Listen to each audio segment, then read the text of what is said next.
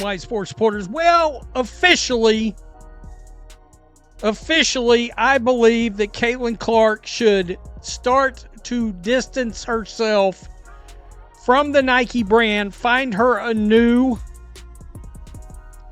shoe company. I'm sure there is one out there that did not pay her what Nike was willing to, which, by the way, wasn't enough, that is now willing to circle back around and pay her what she's really worth. And now you have this. Now, keep in mind, I believe most of, and not all, but the majority of Caitlin Clark's fan base is going to be in the Midwest, Middle America, and the South. Nike is at a critical juncture. While competitors like Adidas and Hoka post surging profits, Nike's sales are declining. The brand had a golden opportunity in Caitlin Clark, who just finished a record-shattering rookie season that captivated Middle America and brought millions of new fans to the WNBA. Instead of fully capitalizing on this mainstream momentum, Nike has made a confounding strategic pivot. At a time when they need to reconnect with their core athletic audience, the company has chosen to launch a campaign fronted by a non-binary, furry influencer. This decision has left Caitlin Clark's massive fan base and the broader sports world questioning the brand's direction. It signals a continued commitment to the very marketing strategies that many blame for damaging Nike's reputation in the first place. With the company already bleeding ground, this move appears to be a profound misstep, alienating traditional consumers when it desperately needs to win them back. Last year, Nike did a campaign where they used a man who pretends to be a little girl named Dylan Mulvaney as a Nike women's spokesperson. And Dylan Mulvaney went out there and was wearing a sports bra. That sounds pretty disgusting. Well, now it gets worse. And I think Caitlin Clark should be very aware of her fan base in all of this. This breakdown highlights a critical rule in sports marketing. Geographic and cultural targeting is everything. You cannot simply assign any spokesperson to a campaign and expect universal resonance. Caitlin Clark's audience isn't the coastal elite. They are heartland families who buy game tickets, parents supporting young athletes, and fans who see her as the embodiment of hard work and traditional values. This isn't an isolated misstep for Nike. It follows last year's campaign featuring Dylan Mulvaney, which sparked immediate backlash.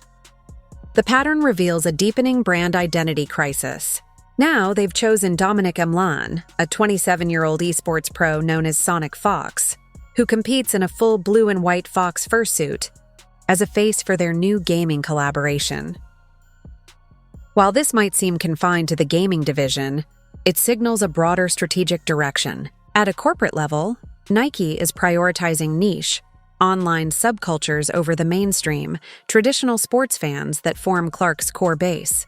This decision directly impacts how the brand is perceived, creating a stark disconnect with the very audience they captured through their association with her. Nike did an ad campaign about Caster Semenya and said anyone who doesn't celebrate him is a bigot. Nike featured Dylan Mulvaney in a social media campaign for sports bras, a non-athlete man. Nike funded impairing young boys to understand how much male advantage they retain on the wrong sex hormones. And now they are in on furries. That's right, you see that. Good God. I mean, it just gets worse with Nike. It gets worse. Let's in case you don't know what a furry is, I guess it's somebody that... This pattern is undeniable. Caster Semenya, Dylan Mulvaney, and now a furry spokesperson. This is not random.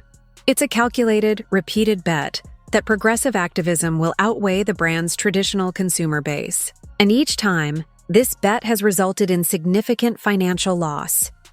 The Bud Light comparison is critical. Their partnership with Dylan Mulvaney cost the parent company billions, not millions, in a devastating permanent boycott from which they are still struggling to recover.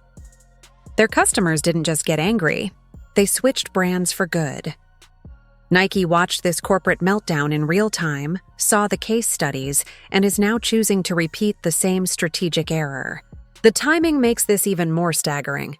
Under a new CEO and amid sharply declining sales and market share lost to Adidas and Hoka, this should be a moment for a drastic course correction. The logical path would be a return to basics, focusing on elite athletes, performance innovation, and the core values that built the Nike empire. Instead, the company is actively launching campaigns featuring a furry gamer. This decision signals a profound brand identity crisis, prioritizing niche activism over the fundamental principles of sport that resonate with their most vital audience. It's a deliberate pivot away from their foundation at the precise moment they should be reinforcing it. Nike hires non-binary furry to be the face of ad campaign as the sportswear giant loses sales to Hoka and Adidas. Absolutely. I mean, I pretty much I'll buy any other brand, to be honest. A non-binary furry started Nike's latest advertising campaign amid a slump in sales as a legendary sports brand. Nike has been beset with poor sales for over the past year, with competitors like Adidas and Hoka having enjoyed surging profits.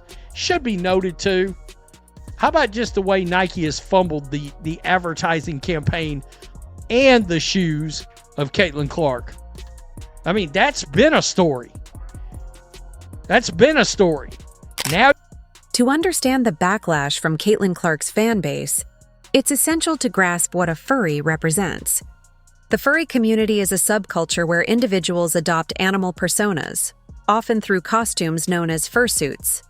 While for some it is harmless fandom, the community is heavily associated with LGBTQ+ activism and is frequently linked to adult-oriented and fetish content. Nike's new collaborator, Sonic Fox, is the world's highest-paid fighting game esports player, a legitimately talented gamer. However, their public persona is built on competing in a full blue fox fursuit and a vocal non-binary gay identity. Nike is positioning this as a cutting-edge, modern arena campaign. But this vision clashes directly with the values of Caitlin Clark's core supporters. Her fans, like the Iowa family who drove hours to see her play and bought her jersey, prize authenticity, hard work, and traditional role models. They are not seeking progressive activism. They connect with relatable athletic excellence. When Nike places a furry spokesperson in the same brand ecosystem as Clark, it creates a jarring cognitive dissonance. That family, ready to buy her signature shoe, now looks at the company and asks, is this the same brand? This move doesn't just confuse their core demographic. It actively alienates them by signaling that Nike's priorities lie with niche subcultures over the mainstream sports fans who form their commercial foundation. the products launched on October 30th were modeled by 5 new gaming-style characters who Nike has described as heroes of the modern arena, defined by creative energy. They have included a non-binary furry, Dominique McLean, 27 years old, a professional esports player of several combat games whose furry persona, good God, and gaming alias is Sonic Fox. McLean from Delaware is the highest paid fighting game esports player in the world, with earnings exceeding $800,000 from gaming victories. The crisis under CEO Elliott Hill is a case study in self-inflicted wounds. Nike is grappling with 2 fundamental issues eroding its foundation. First, its deep entanglement in China has become a persistent PR nightmare. Ongoing reports about forced labor and human rights abuses in its supply chain have alienated human rights-conscious American consumers. Second, its woke athlete partnerships have proven deeply divisive.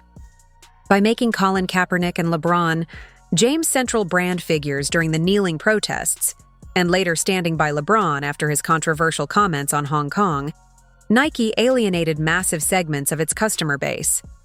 The data confirms this. Brand perception among conservative and moderate consumers cratered from 2020-2023, leading to a permanent loss of customers in Middle America. Caitlin Clark was supposed to be Nike's redemption arc. Her cross-political, clean-cut appeal represented a perfect opportunity to win back the hearts and wallets of the customers they had lost. She is pure basketball excellence, seemingly without the cultural baggage. Yet, Nike has fumbled this golden opportunity at every turn. They significantly underpaid her, with even Michael Jordan suggesting she deserved a Jordan-level sub-brand. They botched her marketing rollout, allowing shoe designs to leak and letting the hype cycle deflate. Now, in a move that epitomizes their strategic confusion, they are adding a furry spokesperson to their roster. While Caitlin's fanbase watches, Nike is signaling that its commitment to niche, divisive activism still outweighs a return to the mainstream sports values she represents. It's a profound miscalculation that squanders their best chance at recovery. It's just messed up. It really is. This is the Nike CEO right now, Elliott Hill, by the way. Nike CEO has presided over a decline in sales at the sports giant. Well, I can tell you something right off the bat that led to sales that were going downhill. Two things. Nike's continued involvement with China is a big one, as in all the stories about slave labor, yada, yada, yada. The other thing is being knee-deep involved with woke athletes like LeBron James and Colin Kaepernick. That's the other thing. I can tell you, I mean, Black and White Sports, the big channel's got 300,000 subs, blah, blah, blah. Nike and that involvement was a massive story on that channel for probably the first 3 years of its existence. You can hear the frustration from an analyst who has tracked Nike's decline for years.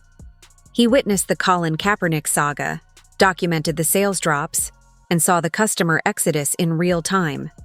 His conclusion is stark. This isn't about one bad campaign, but a fundamental misunderstanding of their customer base.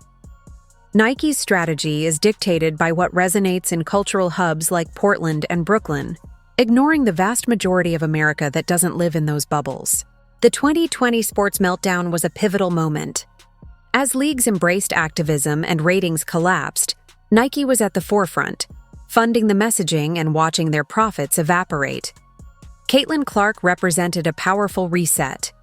She was a return to sports as a pure meritocracy and unifying entertainment. Her record-shattering audiences for Iowa and WNBA games proved a crucial point. When you offer an athlete fans can support without political baggage, they show up in massive numbers. However, Nike's own controversial brand identity now shadows her. Every search for Caitlin Clark Nike also pulls up headlines about Dylan Mulvaney and the new furry campaign, reminders of the decisions that made the brand toxic to a significant portion of consumers. This highlights the psychological trap Nike has fallen into. They are so deeply committed to their progressive activist stance that pivoting would require admitting a strategic error. Instead, they double down, hiring more controversial figures and leaning harder into the very messaging that is costing them billions. They are betting that the culture will eventually catch up to their vision, but evidence suggests the opposite is happening. The culture is moving toward apolitical entertainment. People are exhausted by constant activism. They want their sports pure, their entertainment free of political litmus tests, and they simply want their shoe company to make good products. Nike's refusal to acknowledge this growing sentiment is at the core of their ongoing brand and financial crisis. Michael Jordan, the guy that helped negotiate his deal, come out and said her shoe deal should be over $100 million, and she should get a percentage. She should have her own brand like Jordan has his own brand. So if you just, that alone has been a reason why her agent, who I don't think does a very good job, combined with now this. I mean, Caitlin Clark's fan base, again, largely going to be in the Midwest, Middle America, in the South. Michael Jordan's $100 million valuation for Caitlin Clark isn't generosity. It's a market reality. She is the most popular women's basketball player in history, with record-breaking viewership and social media engagement that rivals male superstars. Her unprecedented crossover appeal demands a sub-brand with equity, not a standard rookie contract. Nike's decision to lowball her reveals a stark contradiction. The company champions women in progressive marketing campaigns, yet when presented with a female athlete of proven monumental worth, they severely undervalued her. This failure was compounded by her agent, who should have leveraged competitive offers from brands like Adidas or Under Armour, who would have likely built their entire basketball strategy around her. Instead, Clark is now locked into a contract with a brand whose controversial direction actively damages her personal brand. Every new Nike campaign featuring a figure like Dylan Mulvaney or a furry gamer creates cognitive dissonance for her traditional Midwestern fanbase, making them question her association with the company. Her escape hinges on Nike's continued decline. If sales keep tanking, the company may breach performance clauses or minimum marketing spend requirements in her contract. Such a failure could give Clark's team the leverage to either renegotiate terms for true equity-based compensation or secure an early exit, finally aligning her with a brand that understands and invests in her authentic value. Down with a company like this. And you know, there's been sort of a recovery from all the wokeness that's going on. So in turn, I think people forgot, ooh, that's right, Nike crawled in bed with Dylan Mulvaney. By the way, Dylan Mulvaney, the Bud Light campaign destroyed them. They lost billions upon billions upon billions of dollars. And they have not recovered, by the way. That money, those customers never returned. The Bud Light parallel is the most critical case study in modern marketing. Their partnership with Dylan Mulvaney triggered a catastrophic backlash that was far more than a temporary boycott. Sales plummeted, erasing billions in market value as consumers permanently switched to competitors like Coors. The crucial lesson is that the collapse wasn't really about one influencer. It was the final straw, a release valve for years of accumulated cultural frustration. Consumers were tired of being lectured and felt brands no longer wanted their business. Bud Light became the symbol, and the brand damage proved permanent. Nike is now on the same trajectory. Through the Colin Kaepernick campaign, the LeBron James China stance, the Dylan Mulvaney ads, and now the furry collaboration, they have systematically alienated conservative and moderate shoppers. While each decision might be defensible in isolation, together they form a powerful narrative. Nike is hostile to traditional American values. This directly threatens their association with Caitlin Clark. Her fan base, Midwestern families, Southern conservatives, and those who value authenticity, are the exact demographic that abandoned Bud Light. When they see Nike embracing fringe subcultures while simultaneously underpaying their star athlete, the message is unmistakable. Nike is not truly committed to women's basketball or athletic excellence. Its priority is activism. This disconnect doesn't just risk a sales dip, it risks igniting the same kind of permanent, brand-defining rejection. Non-binary, gay, furry is now one of the spokespersons for Nike. This is something that a athlete like Caitlin Clark that resonates so massively with the traditional nuclear family, she doesn't need to be involved with this brand. Let's be real. Let's be real. This is gross. It's gross. Tell me what you think. Peace. I'm out. This is Nike's breaking point. When a potential customer already wary of the brand, refuses to buy Caitlin Clark's merchandise because of other campaigns, it reveals the core problem. Nike isn't just failing to attract buyers. It's actively repelling the very fans who would be its most valuable spenders. The economics are clear. A Clark superfan represents thousands in lifetime value, multiple shoe pairs, apparel, and accessories. But if these customers find Nike's brand associations repulsive, that revenue drops to zero. This loss is irreplaceable. The niche, virtue-signaling consumer who might buy one pair cannot financially offset the departure of a massive, loyal demographic that shops repeatedly. The market data confirms this. While Nike's sales decline, performance-focused competitors like Adidas and Hoka see their profits surge. The verdict is in. This creates an impossible situation for Caitlin Clark.